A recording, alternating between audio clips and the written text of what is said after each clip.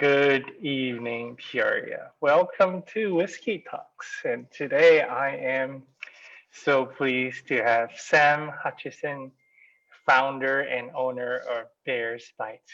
Hey, Sam, Hi. introduce yourself. Um, And yes, go ahead. sorry. I'm Sam. I am the founder and owner of Bears Bites. We started about 2.5 years ago. And so tell us more about what is your business? What is Bears Bites? So Bears Bites is a single ingredient dog treat company, and we're also a whole dog food company. We're moving into that also. So all of So, our ingredients are hormone-free, steroid-free, organic, certified USDA, and all high-quality human grade ingredients. so you talked about whole dog food. What does that mean?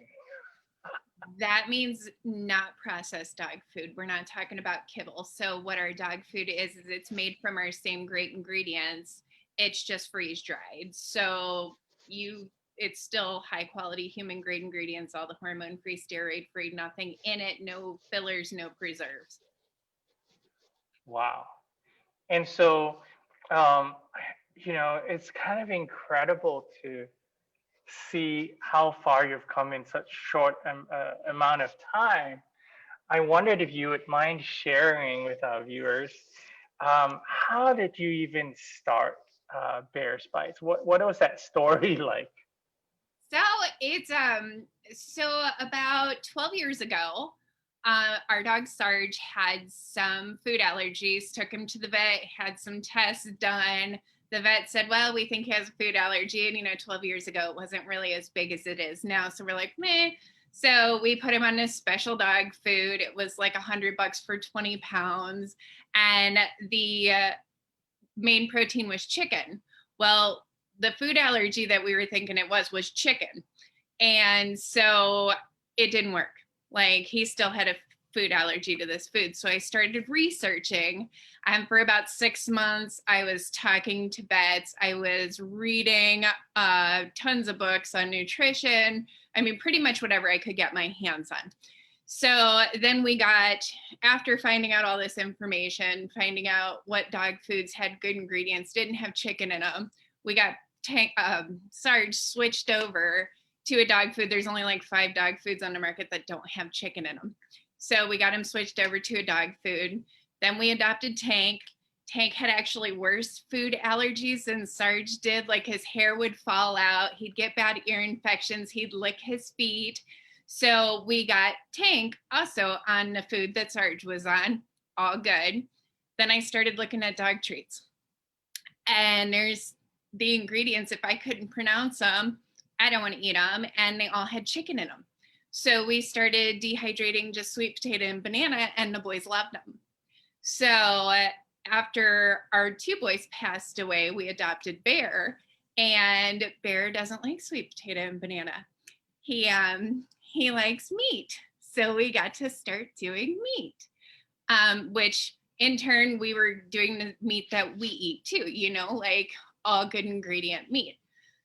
So it was about November of 2017 when we decided, well, just one day I was like, okay, well, I'm going to start a business.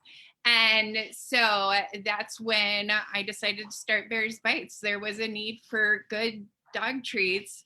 And that's, we decided then, or I decided, I told Mike, I was like, hey, babe, I'm going to start a dog treat company. And he's like, oh, so, and here we are.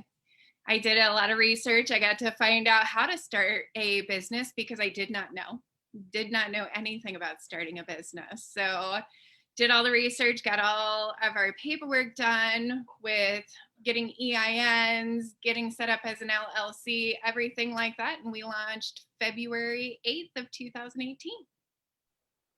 Wow. So I want to that was a lot of information. And so we're going to take a few minutes to break that down. I want to kind of go back to what you said about chicken. And so, like, this is kind of the interesting thing, right? Like, if chicken is the number one food allergy? And like, I mean, do you look at the ingredient label? Like, how do you know if there's chicken or not? Yeah, I'm a label reader. I am a label reader with not only our food, with I'm a worse label reader for the dogs actually, because they will say like if it's not the main protein, it's really not a big deal. It shouldn't cause a food allergy. Well, I have found that to be wrong with all of my dogs. They'll put like chicken cartilage or chicken fat in to use. It still causes my dogs a serious problem. So I read everything. Like, and if I don't know where it is and I can't pronounce it, yeah, that's a hard no for me. So does that mean that if the ingredient list doesn't say chicken, there could also be chicken in it or I, chicken parts?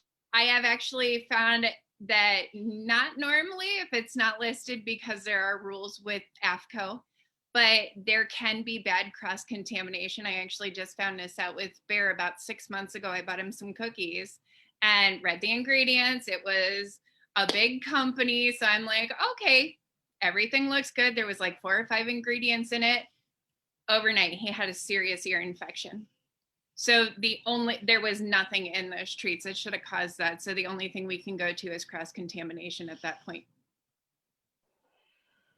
Wow.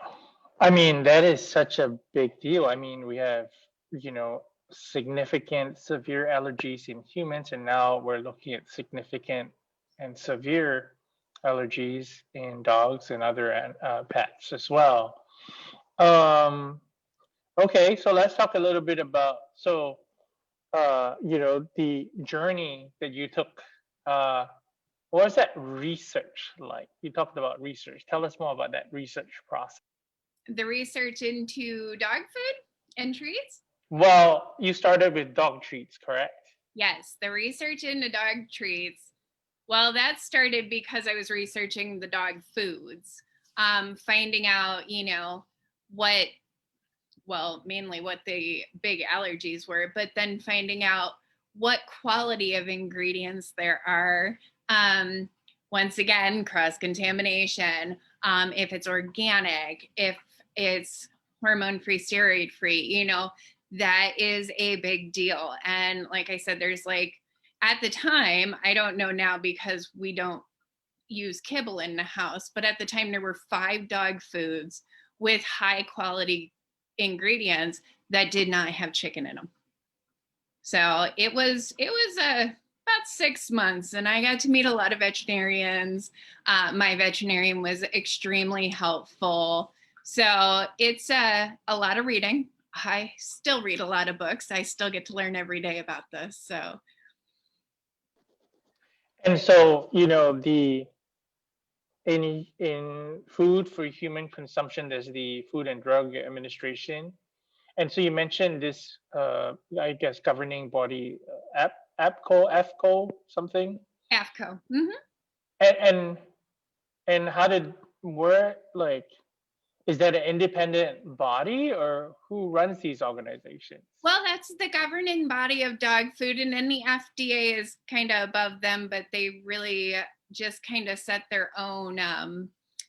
They set their own rules pretty much. It's kind of like the big three, and they're veterinarians. So, I mean, there's standard, and the thing is all the standards that they set are based on processed kibble.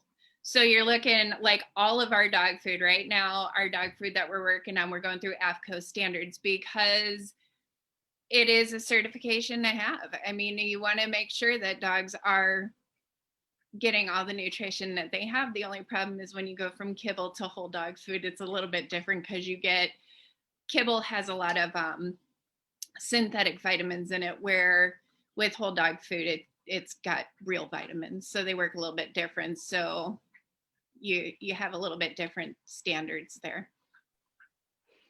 Okay, so and it's not required to go through certification for dog food, correct? No, it is not. So then you're, voluntarily going through these certifications, but then, my hypothesis or my assumption here is it's probably going to exceed what their standards or certification quality controls are? Oh yeah, like right now what we're doing, you can actually be certified two different ways. You can pay them to certify you, or you can go through what are called AFCO trials, and you have eight dogs on your food for 6 months. And I would rather do that because then we can say, look at how great these dogs are doing, which we've already have multiple dogs that had bad allergies and they're fine. So they're doing Oh, well. so I guess what would your label say exceeds the top tier trial standards? It's gonna say certified, AFCO certified. So be a little thing on my website saying, hey, look at these cute little dogs that have been on the trials. Look at how great they look. Okay, so let's break that down. Okay, so Sarge had allergies and it was super bad. That was 12 years ago. Ear infections. Like, I mean, it's kind of surprising that you were actually from eating something the night before to getting an ear infection like 12 hours later. That's kind of crazy. My dog, both of my boys, actually all three of my boys have always had that side effect from having a food allergy. Wow. Yeah. And then you said something like licking their feet. Feet licking is a sign of food allergy or anxiety. So Wow. our boys have always had the feet licking. Tank had his hair would fall out. Oh, So, wow. Like, how long after eating the food? oh, like if Bear eats something that he's not supposed to, it's normally within a 12-hour period that he's licking his feet and or is starting to get an ear infection. Wow. And so you took them to the vet. Mhm. You had prescription dog food, and that still didn't work. No, because the protein was chicken and they're allergic to chicken. Wow. Now, I'm not saying that doesn't work for all dogs because I actually know people who have their dogs on that food and it has worked amazing for them. My boys are allergic to chicken. It doesn't matter what they had a problem with it. Okay. And then you had Tank, and then it was same thing, Yes. right? And then that's you were researching the dog food, and then you also discovered that the dog treats had similar issues. Yes. Yes. And like I said, chicken's actually cheap, so a lot of manufacturers use it, and dogs like it. That is Bear's favorite thing is chicken. And as long as I give him whole chicken, like good quality chicken, he's fine. Has no problems with it. I mean, I don't want anybody to experiment with their own dogs, I know I have some knowledge in this. So Bear loves chicken. So, but it Okay. has to be good quality. So what does that mean, good quality? It can't be fed just like grains and cheap grains. It can't be pumped full of antibiotics or hormones or gross steroids or anything like that, because that all goes into his body, just like with us. Anything that is pumped into that chicken gets pumped right into us. So that's where we have found it's very important to not have those things. Wow. Wow. I mean, it's really mind blowing to think about the impact that, I mean, the feed that becomes the chicken that then completely impacts the next thing that eats that. Yeah. You'll And, find and so, people with celiac disease have to have chicken that are fed, like a gluten-free diet. They're farm raised or naturally fed, which is like bugs and stuff like that. Same thing with dogs. wow, that's really mind blowing there. Okay, so then, you had your both dogs, and then you started what, dehydrating Yes. potato. Yes, I had a little machine when I started dehydrating them for our boys years ago, and it would always run. Like our our boys get a lot of treats. I'm that mom. So, but they loved it. I would get organic bananas and organic sweet potatoes, and in the machine they'd go. And that's all the treats that they got. Like, I couldn't get cookies. I couldn't get anything off the shelves because I don't know where the ingredients come from. So that's a big problem for me. Like, the things that you can find out about dog food ingredients and dog treat ingredients is not pretty sometimes. So I like to know where everything comes from. Yeah, and you also talked about cross contamination. Yeah. Can you share more about that? Like, I mean, how does that mean that they process same things in the chicken and other the sort of meats or products in the same place, or where else can you get cross contamination? Well, if they're cooking it in the same machine, like with ours, the machine's like, I do one thing at a time, and then the machines get completely broken down. So there could be, well, this wasn't cleaned up properly, or they didn't clean this machine afterwards, or it's sitting next to it and it accidentally gets together. There's just so much that can happen. And I'm super crazy about not letting that happen because I know the consequences of it. And so, I mean, that's why the standards are in place, right? Yeah. So then, I mean, are the I guess, other standards, or not standards, but perhaps, is there any regulation with dog food or pet food? Well, not that you would think. So when I started our business, the only license I needed to start was the Department of Agricultural. I called the health department, county health department, city, I called them all. They wanted nothing to do with me. And then I actually called the Department of Ag, and they told me I didn't need a license either. And then I got into it a little bit and was talking to another business owner and found out that I did need the license. They've never come and inspected me.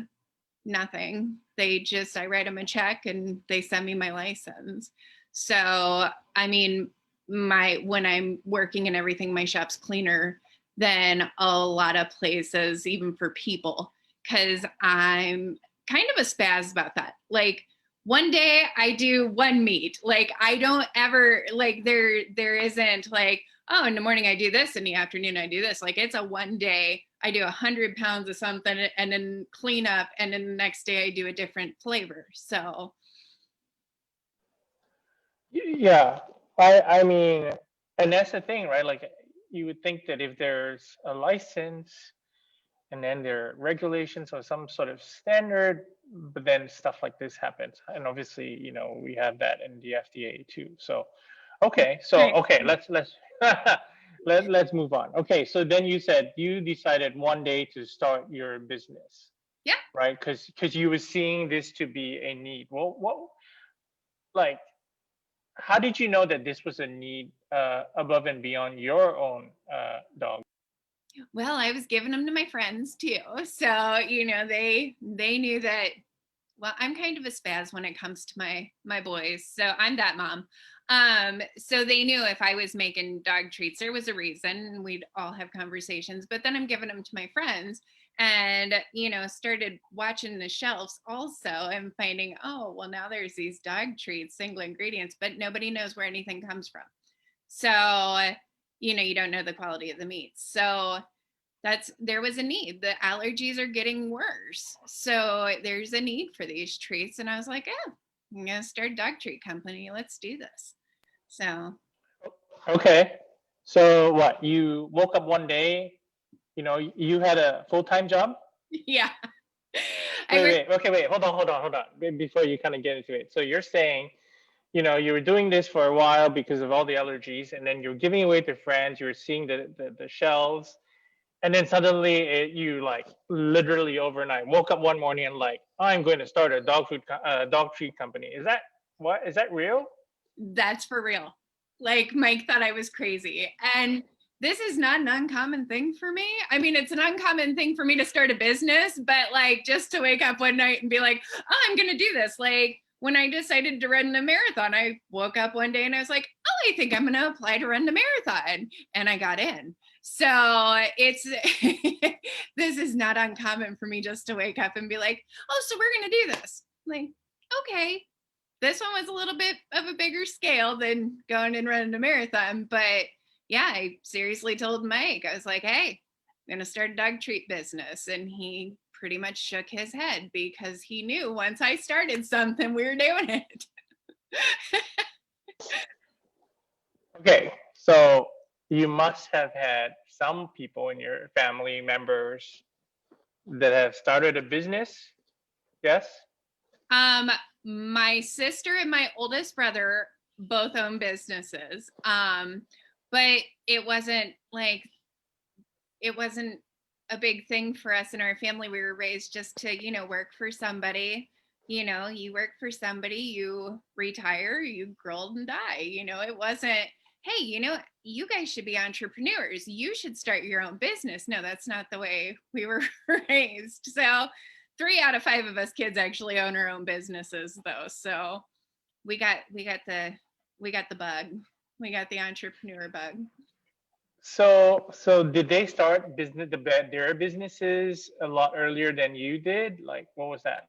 My sister did. She had owned a business and then went back into the salon and then started another. Her and I actually started about the same time on her second business. I launched February, she launched March of 2018. And then my oldest brother had owned his business for quite a few years before I started this one.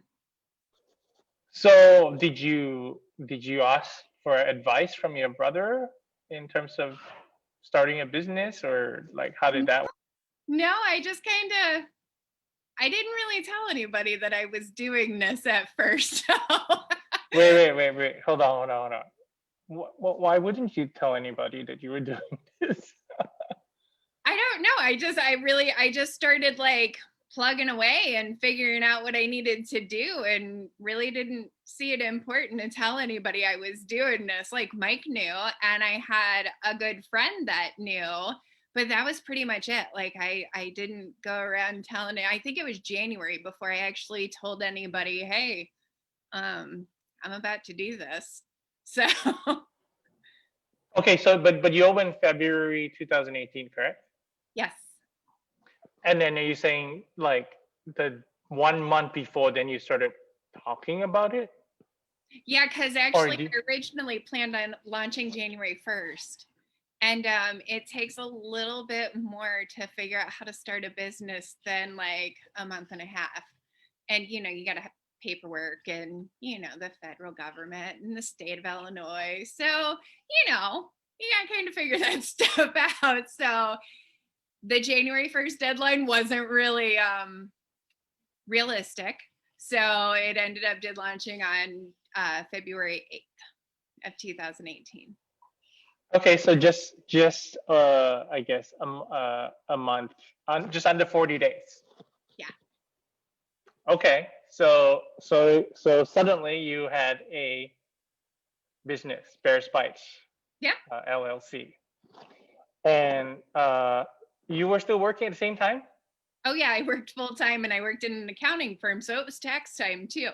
So, you don't work just 40 hours a week during tax time. Wait, hold on. So tax time is the like craziest season. People don't go home and sleep. Right. Right? Like so then how is that even possible? Like what was that like? You go to work and then you come home and work for yourself for quite a few hours. I would go to work, I think, let's see, 8 to 5. And then during tax time, you work an hour or two over. And then you come home, you work for yourself until like midnight. And then you get back up at 4:30, 5 o'clock. You work for a few hours and then you go to work and you do it all over again. So trick question. How is that sustainable? It's not. You end up in the emergency room after about 9 months of doing it from exhaustion. And that's not advised. But when your business goes from like oh, you got this nice little business you started, to holy cow, you are rocking it. You don't have an option. And it wasn't possible at the time for me to quit my full-time job. So I did that for about 2 years. Well, a little under 2 years, about 18 months. So, I think it's incredible because your story is the quintessential user innovator story. And the user innovator story is that you are the person who feeds your dogs dog treats and dog food. And so you're the user, right? The customer. Mhm. And then you've discovered that there was such a huge issue.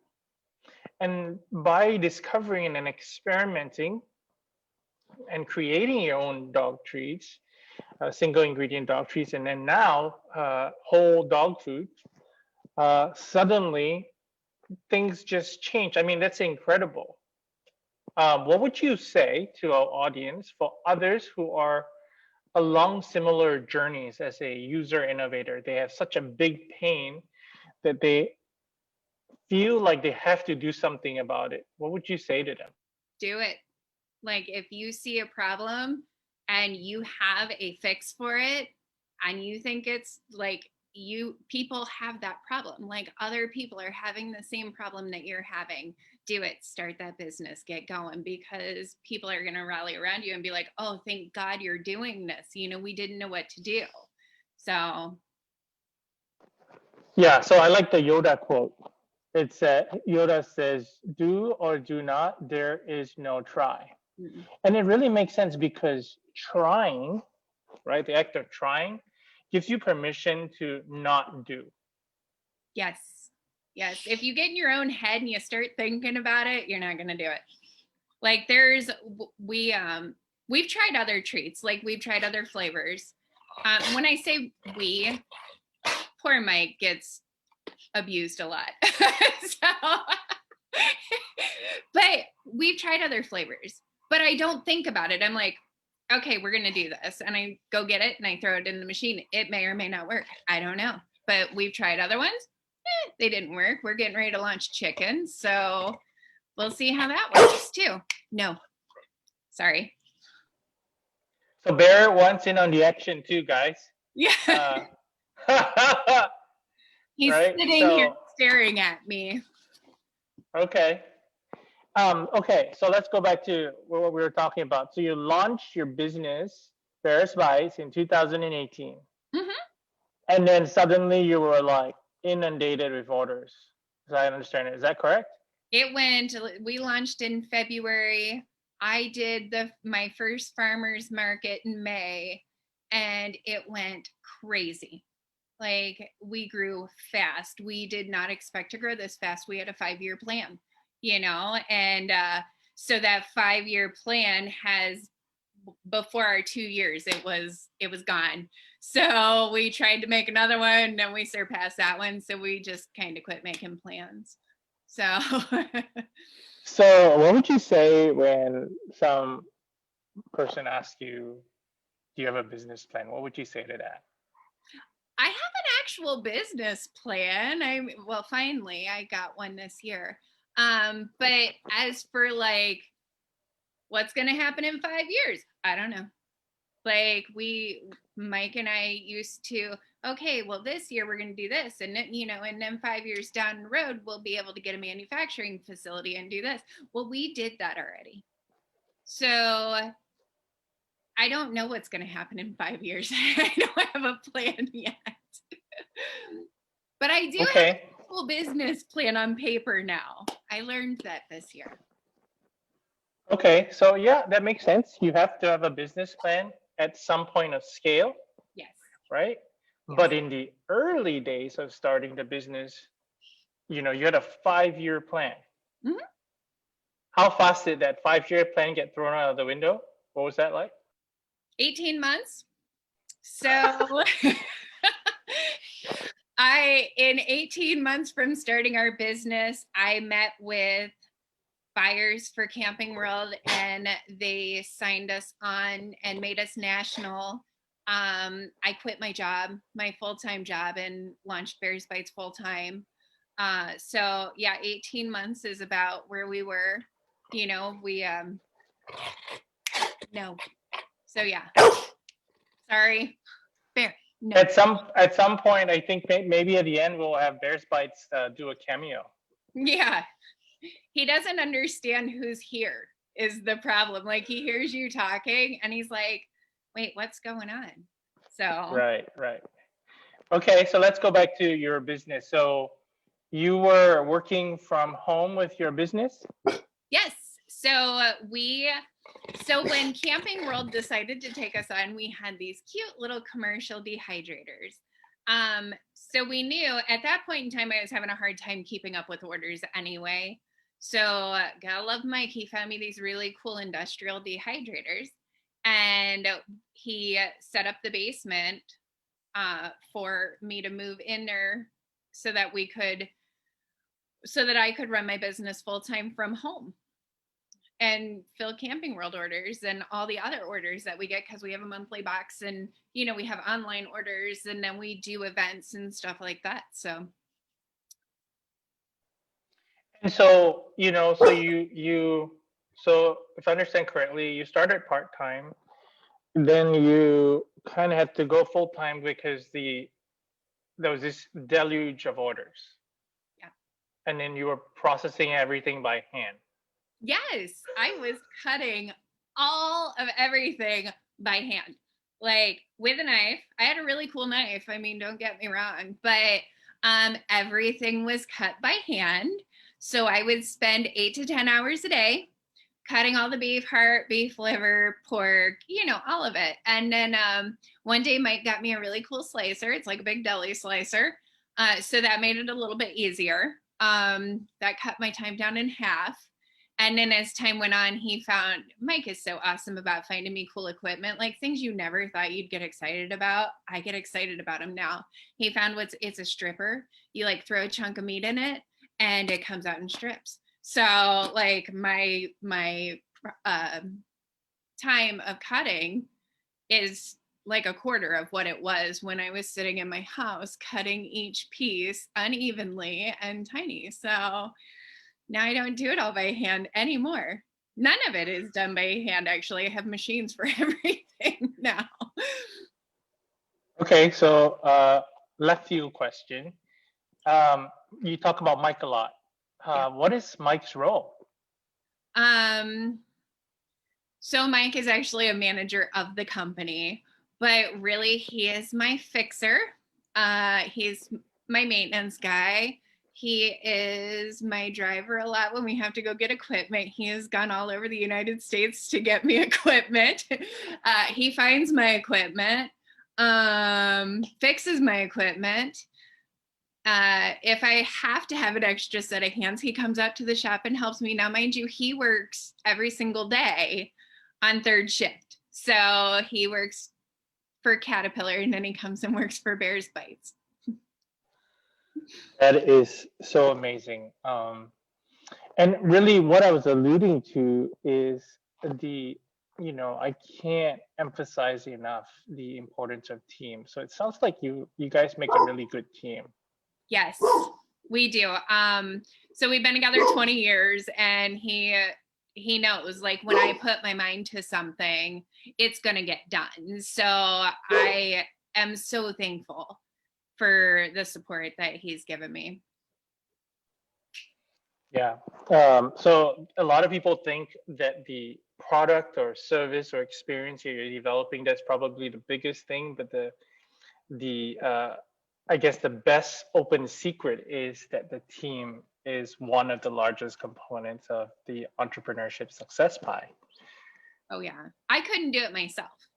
Like I could not do this by myself. If it was just me, I'd still be cutting everything by hand in my little tiny machines. Wow. Wow. Okay. So I guess so let's talk about the experience. You were scaling up with Camping World. What was that? When was that exactly? Was it last year? This year? I So signed you started 2018. right, and I signed my contract. They told me December 27th of 2019 that I was a vendor with them, and I signed my contract on January 8th with them. So a month before my 2 year, I was signed to go national in over 71 stores with Camping World. And holy cow, was I terrified. So I mean, I have retailers across the United States, but they're smaller boutiques, which, you know, I don't have like a minimum order. So they order what they need as we go. And we had no idea with going into 71 stores with our math, that was going to be thousands of bags of dog treats. So I met you and we had a good talk. And you were like, I was like, and then I got to pay somebody to put these labels on the bags. And you're like, you have money? And I was like, oh. So you're like, let's have a labeling party. And we did. And it was amazing. We had over 37 people show up. And something I thought was going to take all afternoon took us an hour and a half. With like hour and a half, hour and 45 minutes. Like, Yeah, and I came late too. I came late. I'm like, oh, well, I only spent like half an hour, but I got to eat really good food. yes. So. Yes. They have to feed everybody. That's what I do. Oh my gosh, that was so awesome, by the way. Yeah. Those tacos. Oh my gosh. Okay. Eat there Okay, later. so you did that. You did that, and then got your first order shipped off to them at Camping World. Yes. How's that going? It's going pretty good. You know, they were ordering about monthly for quite a few months. They're during their busy time, you know, and now is not their busy time. So we just kind of wait to see. And so you're national across the entire. Are you in Hawaii too, or? No, I do not have. Okay, so continental U.S. All Yeah. right. Now what? You're launching dog food, whole Yeah. dog food. It was supposed Let's talk about that. to launch October 1st, but COVID. And I'm still waiting on my freeze dried machines, so it is not launched yet. But we're working on it. I mean, they told me hopefully mid-December, so hopefully soon I can get it going. We have the 8 dogs on the AFCO trials, so my machine constantly runs. So that's I'm pretty excited for the dog food. This is something that I actually was asked for a lot. Because I mean, we have good stuff. We have good ingredients. So the treats are good just because of that. And we were asked a lot, hey, are you going to do dog food? You know, and I'm like, no, you know, that's kind of above my knowledge. So I decided November of 2019 that I was going to do dog food. I had gone up to the Raw Natural Summit up in Arlington Heights, spoke with so many people, learned so much. It was a huge conference. I absolutely loved it. And came back home because Bear, when we first adopted Bear, he wouldn't eat raw. He just won't do it. And that's fine. So I've always been trying to figure out a way to get better food in him. And so I learned about freeze drying the dog food. Like you can do raw, but it's freeze dried. And freeze drying keeps 90% of the nutrients in it. So I was like, ooh, and I can leave it out for him so he can graze just like he does now, where you can't do that with raw. So I was pretty excited, came back home, started telling people that I was doing this at the farmer's market the weekend before Thanksgiving, and started researching, started taking courses, started learning, met with a nutritionist, talked to lots of nutritionists, and COVID hit, couldn't get meat.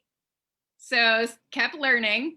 And then here we are, like it's over a year later, and now I'm just waiting on machines. We've got the food, we're ready to go. It's just getting it made.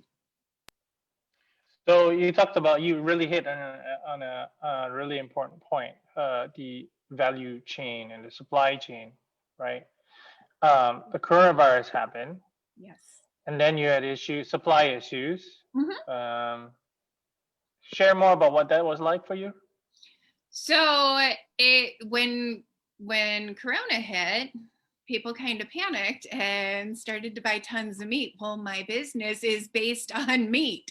So I had a few problems getting that meat. So we ended up adding two more farms onto our onto our group. Actually, you helped me do that. Thank goodness, because it's all about like reaching out to people. You have to have a community to help you, and you jump right in there every time I need you. So I want to talk about the suppliers too, because you have such stringent quality control. What was that like in terms of the experience trying to like weed through the entire list of suppliers? It sucks. Like, because if they can't answer the questions I'm asking, they come right off the list.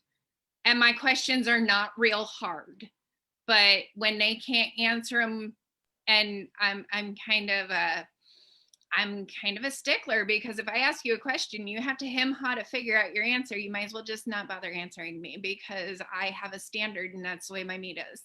So Okay, so I'll be curious, what kind of questions did you ask? when I ask if you raise your own meat, or if you give them antibiotics, steroids, or hormones, and you have to hem-haw about that question, you can't answer it, that's a problem for me. You Wow, should that's know not a hard question. No, you should know how your animals are raised. I mean, don't all farmers know how the animals are raised? I mean, that's kind of a rhetorical question. You would think so. But I did speak to some back in May and June that could not answer those questions for me. But that doesn't even make sense. I know. That tells me they're not real hands-on. But aren't farmers supposed to be hands-on? I thought so. Okay, wow. Okay, I learn something new every day, I guess. Okay, so we talked about the supply chain issue and the coronavirus. Let's move on to the other side of the business. So the coronavirus hit. You had a subscription box. What was that like? So we have at the time we only had a large and a small subscription box, and it was okay. We launched it back in August of 2019, just to kind of give everybody a second option, because they were having hard times finding us. So when COVID hit, you and I talked, and we decided to launch a medium box, because we have 3 sizes of bags. So that, just made sense. There was a pickup in our subscription box because people couldn't go out. Well, they could, but they shouldn't go out. And but the medium, it's really weird, because like the medium box was very popular at the time, but then they bump up to a large box, which, now that people are home more, dogs get more treats. So I totally get it, because Bear gets tons of treats. It's ridiculous. So, but it's working well. I actually really like the subscription box, because they go right to people's houses. They don't have to worry about running out and getting anything, just right to their house monthly. But I love subscription boxes too, because they're easy.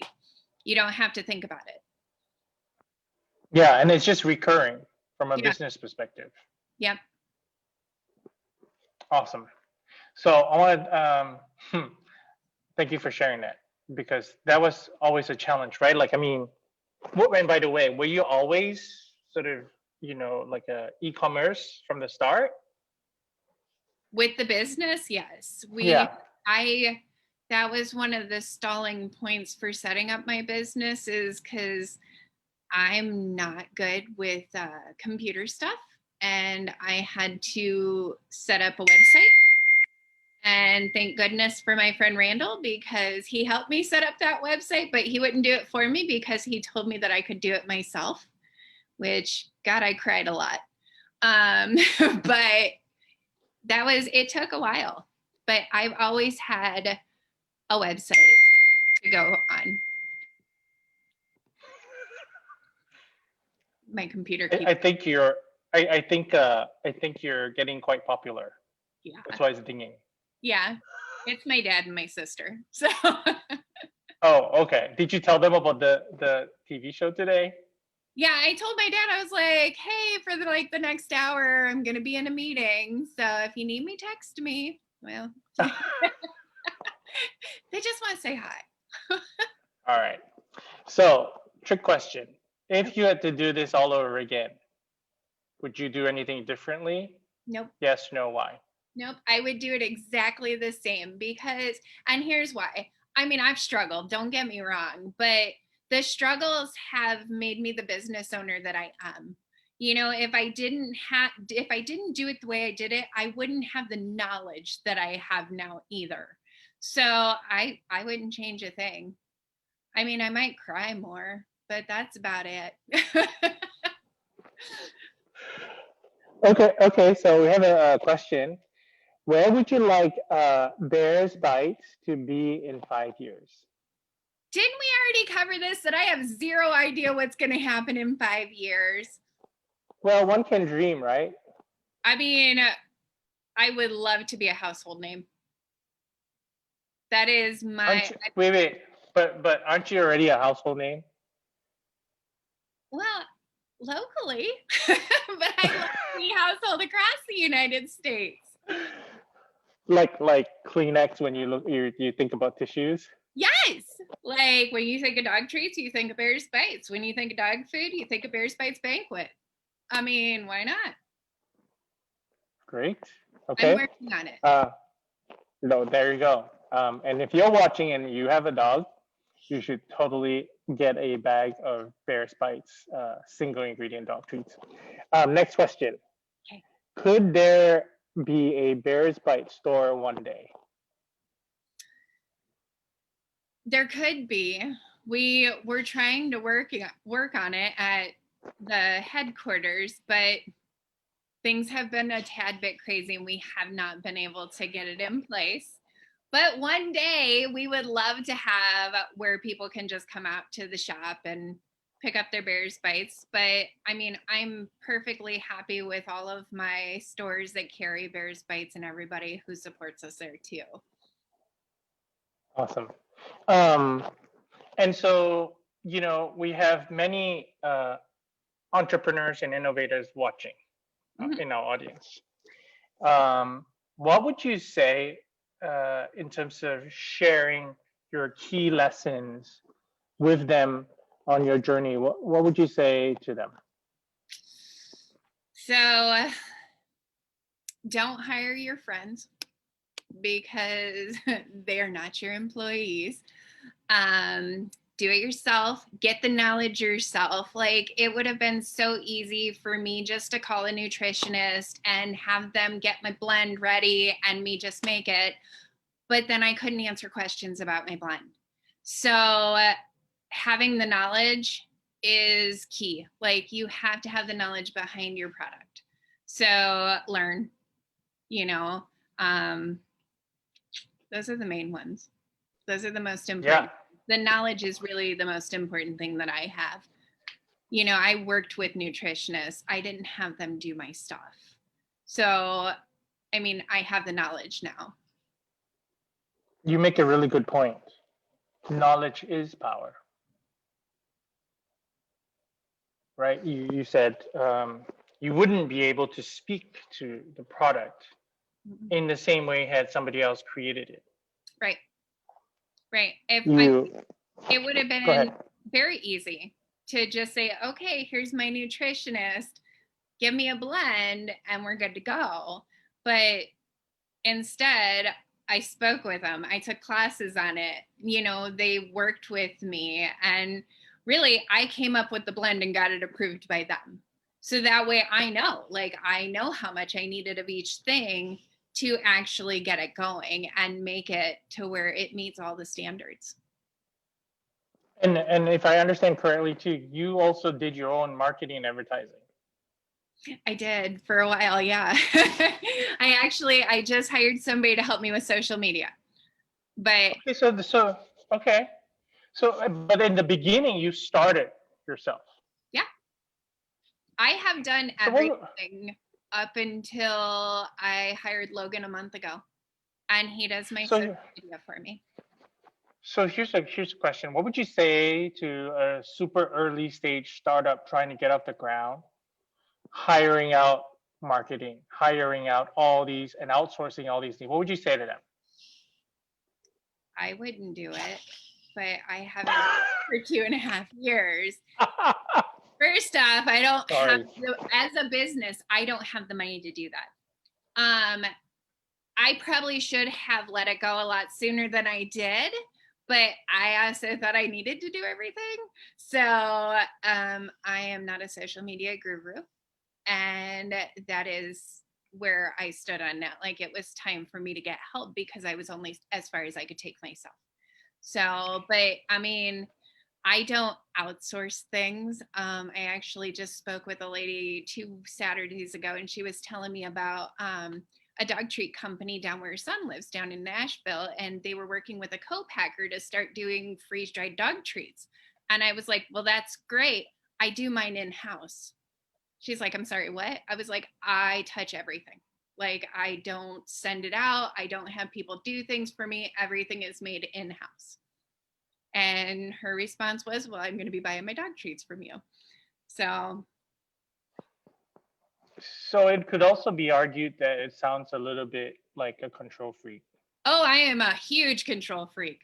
I'm good with that. Like, if it's being done outside of my facility, I can't control the quality. I can't control that there's no cross contamination. I can't tell you that I for sure can guarantee our treats if they're not being made in house. I mean, I can't. And I'm okay with that. Like, they will always be made in house. No matter how big we get, they will be made in house. Okay. And so you also recently started, and I'm completely pivoting in this sort of area because we have like 9 minutes left. So I really want to get to this. Okay. So you have a foundation. Tell us more. So we started a foundation. It's called the Bears Bites Foundation. Before we got Bear, we had Tank, and Tank got really sick at the end of his life. He got meningitis, and we spent a lot of money. We spent a lot of money on vet bills. We ended up, he had more specialists than most people do. But for the last 6 months of his life, we spent a lot of money, and we were thankful that we had the means to figure out how to get that money to spend. A lot of people can't do that. And so when we lost Tank, Mike and I decided that one day we were going to be in a position to help people pay for emergency medical bills. And August 1st, we got into that position where we could launch the Bears Bites Foundation that helps people pay for emergency medical bills. Nobody should ever have to relinquish their family member or put them to sleep because they can't pay a $500 emergency medical bill.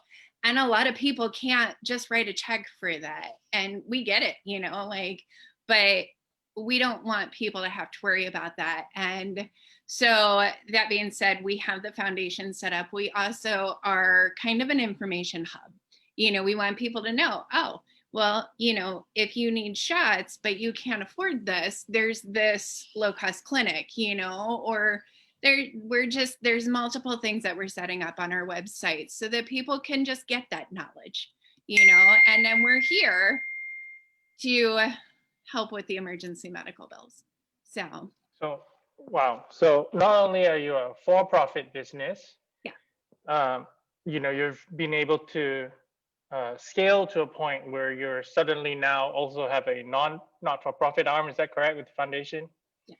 And then not only that, then you're, I guess for the lack of a better word, providing scholarships for emergency vet bills. And then on top of that, you're building education on top of that. Mm-hmm. I mean, that's really incredible. Well, my business is really based on helping people, helping people with the allergies, with the dogs. And I like to help. So, but like I said, when it came to, we were very lucky that we could figure out our finances to take care of Tank. But I know a lot of people can't, and that's a horrible thing to have to go through. So we really wanted to help people, and because you don't want to have to worry about paying a bill when you're stressed out about how you're going to treat your dog or cat or any furry family member. Yeah. Wow. That is super impactful. So, I just want to recap. You have a food, dog food innovation business. You have your foundation that is social innovation, right? It's a social enterprise that is helping the community here in the Greater Peoria region. And what's happening on Sunday? We were just talking. You're having something on Sunday. What is that? Oh, we're having the Bears Bites Foundation is having pictures with Santa, socially distanced, so you're totally safe, and Santa will have a cool mask on. And then we're also having our holiday market. So we have 15 local businesses that are setting up out at the headquarters, and we're going to help you finish out your Christmas shopping. Yes, it's going to be a little bit chilly, but bundle up, get out there. It's kind of like a Kris Kringle market. So come out, get all your Christmas shopping done. We have so many cool businesses out there. I'm sure I'm going to spend all of Mike's money. So I'm so excited. And it's a global headquarters. Yes. Bears Bites global headquarters. Yes. It's at 1722 West Chanute. Come on out. It's very exciting. I'm so excited for it. Wow. Hey, Sam, I want to thank you so much for your time today. It's been an incredible hour. Your journey has been nothing short of spectacular, to say the least. And I just want to commend you on the incredible effort that you have achieved in such a short time. Thanks. Thank you so much for having me. And I mean, really, this is an inspirational story, and it's really at the heart of it, right? Why are we doing Whiskey Talks? We're doing Whiskey Talks to showcase the amazing tenacity of the people here in the Central Illinois Valley. We're showcasing the resilience, the hard work, the ability to push beyond the ridiculous challenges. So yeah, again, congratulations, and the sky actually, well, the stars are now the limit. Yeah. Because Elon's talking about colonizing Mars. Oh my goodness. All right, for everyone watching, I want to thank you so much for tuning in. Until the next one, we look forward to seeing you. Thank you, Sam. Thank you. Have a good night, guys. Bye now.